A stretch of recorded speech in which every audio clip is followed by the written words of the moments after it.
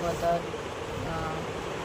Demo lecture cell the unit of life. आज हम लोग बात करेंगे सेल के बारे में, जिसको हम लोग कहते हैं यूनिट ऑफ लाइफ। मतलब ऐसा कहा जाता है कि सेल स्ट्रक्चर और फंडामेंटल यूनिट ऑफ लाइफ है।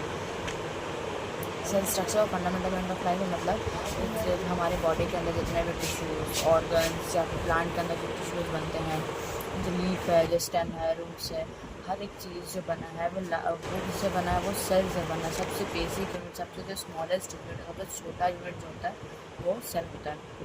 तो इसलिए हम उसको स्ट्रक्चरल यूनिट कहते हैं, क्योंकि स्ट्रक्चर वाइज हम देखा जाए तो टिश्यू, ऑर्गन सिस्टम, सबसे पहले क्या आता है, हमारा सेल आता है। सेल के बाद ग्रुप ऑफ सेल्स बनाते हैं क्या, टिश्यू के बाद बनता है ऑर्गन्स के बाद बनता है ऑर्गन सिस्टम। तो इस तरह से चीज़ें आगे जाके फॉर्म होती हैं।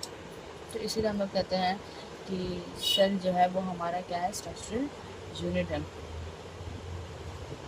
बट और फंक्शनल यूनिट इसलिए कहते हैं क्योंकि एक सेल, जब एक सिंगल सेल वर्क करता है तो उसके साथ जब हर एक सिंगल सेल वर्क करने लगता है तो फिर एक टिश्यू भी वर्क करता है, फिर एक टिश्यू काम कर रहा है, फिर उसके अंदर जो ऑर्गन है बहुत सारे काम कर रहे हैं, फिर ऑर्गन सिस्टम काम कर रहा है। मतलब ये फंक्शनली भी अगर सिंगल है तो भी ये वर्क कर सकता है।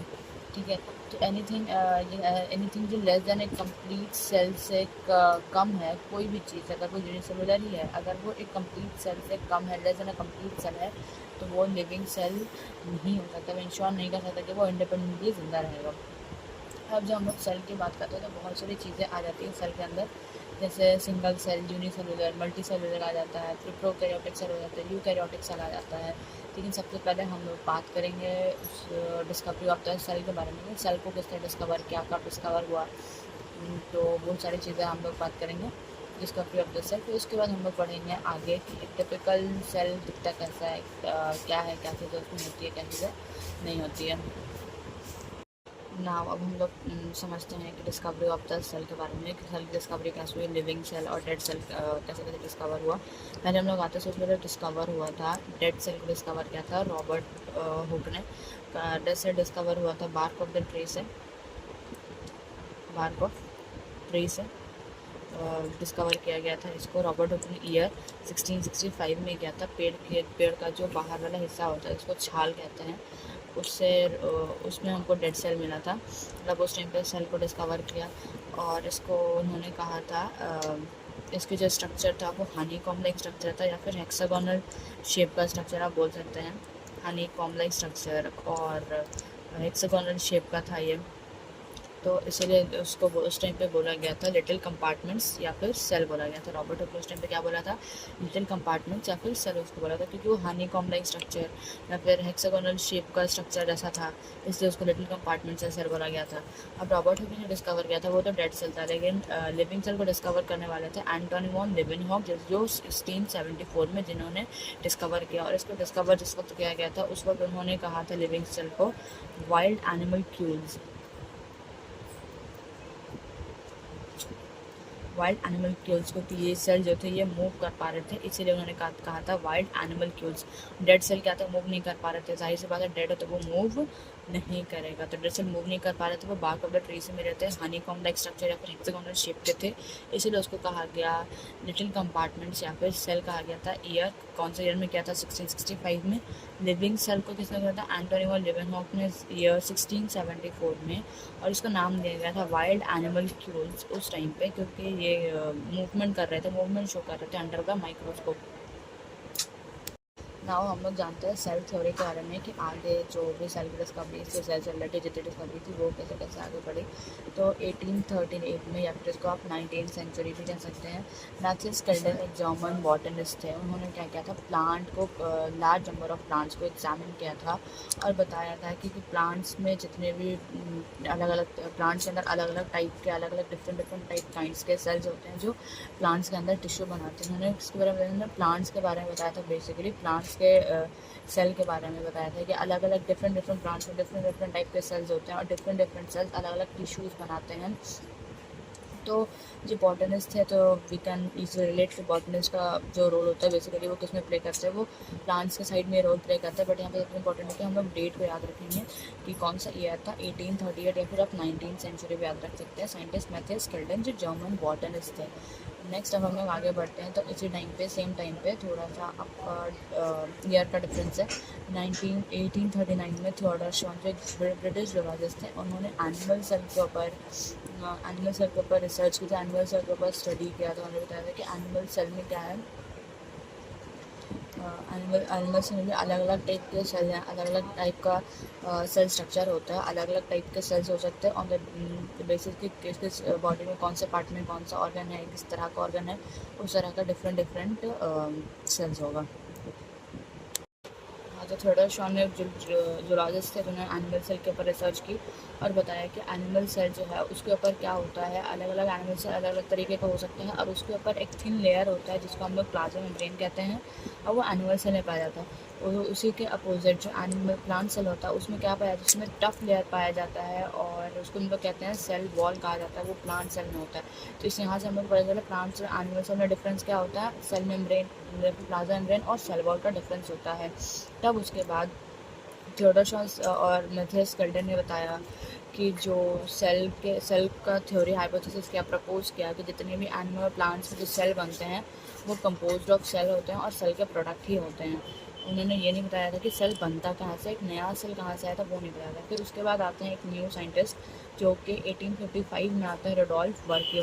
उन्होंने क्या दिया, उन्होंने एक थ्योरी दिया, उन्होंने बताया ओमनिस सेलुला ई सेलुले, मतलब जितने भी सेल हैं वो प्री एग्जिस्टिंग सेल से ही आते हैं।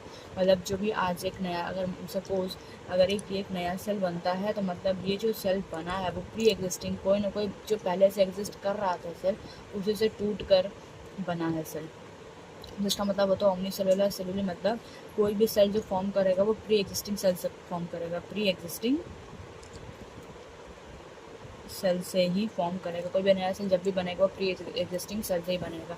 देन रोडोल्फ वर्क्यू ने एक फाइनल सेल थ्योरी दिया जिसमें कहा कि जितने भी लिविंग ऑर्गेनिज्म है वो कंपोज ऑफ सेल्स, मतलब सेल के बने हैं, और प्रोडक्ट ऑफ सेल्स हैं, मतलब सेल के ही प्रोडक्ट्स हैं, और जितने भी सेल अराइज होते हैं वो प्री एग्जिस्टिंग मतलब पहले से बने हुए सेल से अराइज होते हैं। ठीक है, ये सारी चीज़ें रोडोल्फ वर्क्यू ने अपने फाइनल सेल थ्योरी में इंक्लूड किया था, और ये सेल थ्योरी 1855 में दी गई थी। हमने डिस्कवरी और सेल थ्योरी देख लिया है, तो लेट्स सी कि एक टिपिकल सेल होता है वो दिखता है कैसा। वैसे टिपिकल सेल में क्या क्या होना चाहिए, बेसिकली सबसे बाहर आपका क्या होगा, अगर ये प्लांट सेल है तो आपका सेल वॉल होगा, let's cell wall denoted by CW। और अगर ये एनिमल सेल है तो इसके बाहर सबसे पहले इसका प्लाज्मा मेम्ब्रेन या फिर सेल मेम्ब्रेन है, इफ यह प्लांट सेल में। और अगर ये एनिमल सेल है तो सबसे आउटर मोस्ट लेयर होगी इसकी प्लाज्मा मेम्ब्रेन। देन उसके बाद हम लोग जाते हैं तो हमारा साइटोप्लाज्म है, जो मेरा एक फ्लोर टाइप से काम करता है, फ्लोर की तरह काम करता है, जिसमें सारे सेल ऑर्गेनेल्स रहते हैं। साइटोप्लाज्म क्या है, मेरा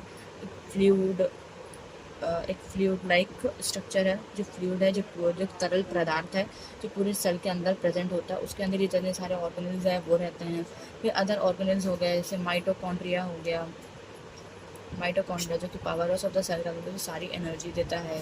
फिर उसके बाद मेरा राइबोसोम्स है। फिर मेरा सबसे इंपॉर्टेंट जो बॉस मॉलिक्यूल होता है वो क्या होता है, न्यूक्लियस होता है।